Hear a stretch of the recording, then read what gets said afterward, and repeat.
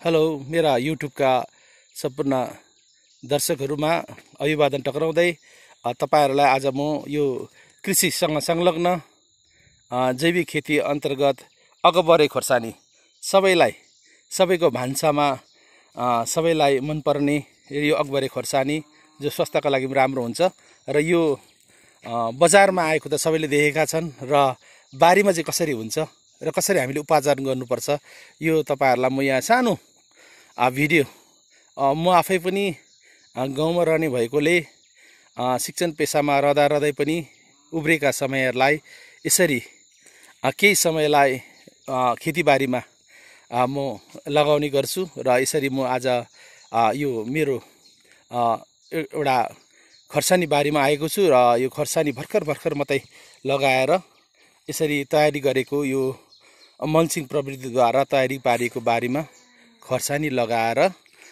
तपाईहरुलाई पनि साझा गरे। खर्सानी सँगसँगै मैले यहाँनिर बीका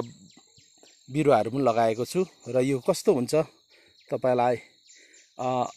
पछिका भिडियोहरुमा म तपाईहरुलाई देखाउने छु र यसरी हामीले जति पनि कृषकहरूलाई आज हामीले हाम्रा कृषकहरू र नवयुवाहरू जो विभिन्न बेरोजगारको हन्डर खाई घुमिरहेका छन् र उहाँहरूले आफ्नो बारीमा यसरी सानो बारीमा पनि एउटा अहिले जुन मोडर्न टेक्निकद्वारा हामीले खेतीपाती गर्यौं भने केही राम्रोसँग हामीले आफ्नो परिवारहरू धान्न सक्ने र राम्रो उपार्जन गर्न सक्ने देखिएको छ र यसलाई मैले पनि यहाँनिर एउटा उदाहरणको रूपमा मैले यहाँनिर गाउँलेहरूको लागि एउटा मोडलको रूपमा म यहाँ काम गरिरहेको छु र यो हेरेर धेरै गाउँलेहरूले पनि अहिले यो प्रवृत्तिलाई लिइरहेका छन् र हामी यसरी नै एकअर्कामा अन्तर्क्रिया गरेर एकअर्कामा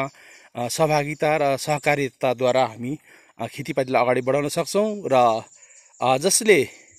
अर्ग्यानिक तुलफुलहरू स्वास्थ्यको लागि सचेतक हुनुहुन्छ उहाँहरूले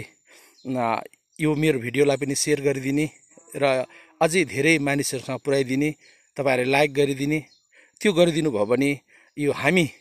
काम गर्दै गर्ने जुन हामी फिल्डमा काम गरिरहेका छौं हामीलाई केही ऊर्जा मिल्नेछ।